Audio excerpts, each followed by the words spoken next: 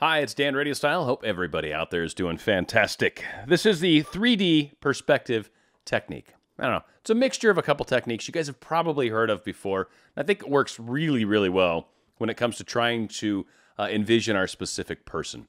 Because generally, one, it ties in sort of the imaginative, the imagery, which we frequently talk about. Two, it also kind of tends to bring in some of that emotional aspect to it, which is also very important. And then it brings another component that actually creates a level of power as far as creating that reality in your mind, that real situation. When you make it real, remember, again, then all you got to do is prune your thoughts. That's what Neville Goddard talks about. Once it's real in our heads, then it's real, right? So from that standpoint, you can keep doing energy work to kind of keep yourself going in the right direction. You can keep envisioning that outcome, knowing that's coming or is in fruition or whatever. But you've already done the asking, you've already done the creating. And so really, it's just the hard part's the allowing, right? To let it come to us. That's one of the more challenging parts about the law of attraction for most of us, is that we want things much, much faster than they might happen sometimes. I mean, it's just the way it plays out. Sometimes things happen quickly. Sometimes they happen at a different pace. What I typically have found in my life is when it does finally happen, I generally, when I look at it within the context of my life, maybe what I've learned, what I've evolved to, how I've changed as a person, generally speaking, it seems that I'm ready for it when it happens. Like I wasn't ready before, I thought I was, but it happened at the exact right time, the perfect time. And it's always kind of been beautiful. And that's one of the things that I think has allowed me a great level of comfort and solace and not worrying and not getting all strung up and worried about like, oh, it's not happening, it's not happening. It's like, yeah, no, it is. I know it is. So that is one of the aspects of kind of makes allowing easier, I think, from that standpoint. Anyway, 3D perspective technique. There's a 2-in-1. So perspective, this is a really important aspect to manifesting. So if you're manifesting your specific person, for example, perspective, and what I mean by it is imagining it from your eyes. So if you're going to be embracing your specific person, what would that look like from your standpoint, like when you're going into the hug, right? I've talked about this on shows in the past. I doubt I could even find it, so I'd put a link in there otherwise if I could find it. But when you go in for that hug, what's it look like? Like from your vantage point, when you see their face getting close into yours, right? When you go in for that hug or that kiss, or when you're embracing and you've got your mouth in the corner of their neck, right? That's what you're envisioning. You're envisioning seeing their neck.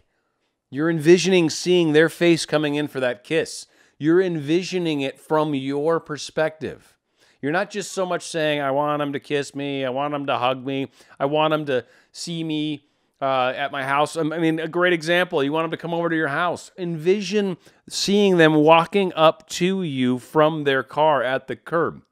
Envision opening the door and seeing them smile. Envision it from your perspective. When I talk about money and ways to do it with manifestation for income and wealth and all that, you imagine the money in your hands. You imagine seeing the money. You imagine owning the things that require the money. You imagine having those in your possession. And again, it's that vantage point of seeing your hand on the steering wheel of that car you're wanting to drive, pulling into the garage. It's all about the perspective and the reality of it, right? So that's huge. When we do that, excellent. That's a very, very powerful approach to manifesting. So again, if you're trying to manifest that specific person, you're trying to do it from your vantage point. See them coming to you. See them happening. Looking at your phone and seeing the text message coming from them. Like it's always from your vantage point. Like you want to see it in your hand. You want to imagine your phone in your hand lighting up and the text message, bing, from them. That's what you want to see. You want to see it from that perspective. So that's the perspective aspect. Now, 3D imagining ties into being able to spin something, essentially, in your mind. Being able to see it from different angles. Trying to imagine a house, it's often a good idea to be able to try to envision, what do I see when I look around the house, right? When I'm looking, what do the different rooms look like? What does it look like when I'm pulling into the garage? Is it a 2-car garage? Is it a 3-car garage? Do I have some exercise equipment maybe over here? Or is there a knick-knack room for you? Or is there something going on in the garage that's unique? Maybe a tool bench for your guy, right? Something special there. Maybe you've got that side door. Like you imagine that 3D aspect. You try to give it depth. You try to give it space. You try to give it legitimate dimensions to make it more real. So where these two tie together is when you're trying to manifest like your specific person, for example. A good way to look at it, I think, is kind of like imagining you guys dancing. I think this is just a good way to illustrate what I'm talking about.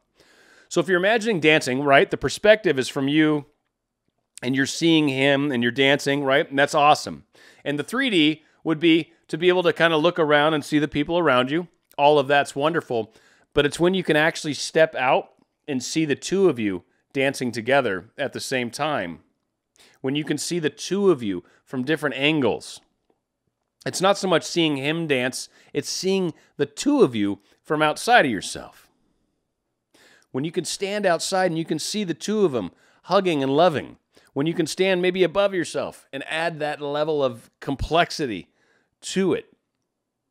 You start to create a very powerful imaginal scene, one, inside our minds, two, to the universe, because you're creating that reality. It's stretching away from just that physical thing that you're trying to do, but it's putting it in context now. Now it's within a room. Now it's within a building. Now it's within a group of people for the dance, for example, right? Because, of course, if you're spinning out, you might see it from your mom's perspective. Maybe you see it from your uncle's perspective. You're seeing it from different areas. And maybe you can look across and see people you know. Because maybe this is that first dance at your wedding. Again, when you're doing it that way, when you're trying to get that relationship to that place where you want to marry them, for example, when you can imagine that first dance with that level of clarity, when you can see people across the way, when you can see them doing the money dance, right? And you can see the expressions, and it's your money dance, right? So you can see it from your own, which is good. Mix that in there. But then also step it out. Get it from other perspectives. See people walking up. See him with you. See him holding your hand. See the smile on both of your faces. When you add that level of reality to it, it makes it so like real in your minds. It makes it so real to the universe. It's that whole concept of the better and clearer you can see it, the quicker it's there. And that really is. It's that reality of it. It is real when you see it. That's the part that's so hard for so many, is how clear it is up here is how quickly it comes to us. Now, things can come, things can go, they can change. I've heard people say it before. Oh my God, I used to be able to see it clearly. Now I can't. It's okay. Sometimes we got to get back into those affirmations. Sometimes we got to get the energy work going again. Sometimes maybe it's self-love. And as we work on some of those other avenues, that reality becomes more clear. It becomes more crystal clear, for that matter. And it kind of gives it that extra oomph that so many of us are looking to get. Not because it's going slow, as I say frequently, but because we really want to put that extra effort into it. We want to really feel it. I want to get emotionally attached to this result, to this movie picture, from the different scenes, the different camera angles. Try to set some of those up, make it a little more complex, and you will be surprised at how you start filling in the blanks of what the room is going to look like in this special moment and the details of it. It really forces you down that imaginal path, which I was talking about, the 13 different ways you can get better at imagining. It's the same concept. This is really why you're doing it, is to build these scenes in your mind and see them and spin them. Nikola Tesla was supposedly one of the most brilliant scientists of all time. Created some amazing inventions. And one of his amazing gifts, was his ability to build a machine, not only design it, but he could build the machine inside his head. He could then run it for like a period of time and then look at it, pull the pieces apart and see how they were worn. See the places where the wear and tear was occurring. He would then alter his plan, his blueprint, if you will, in his mind. And then when he did finally build these things, they oftentimes, from what I heard, they worked generally just right out of the bat. So he puts the last piece in and, flips the switch and there it is. Things starts humming, right? So just ability to envision, in his case, was amazing. So this is one of those things that's going to help you build that skill and that strength. And that will definitely help speed up your manifestation. Hopefully this makes a big difference. If you like what you see here, please comment. Always love that. Kind of get stuff out there for the rest of the people out there, right? It's kind of a community, I like to think of it. If you like it, go ahead and do the little thumbs up. And of course, if you haven't subscribed, please do so. Stay on RadioStyle. Check it out. We'll be doing more shows coming up soon. Thanks.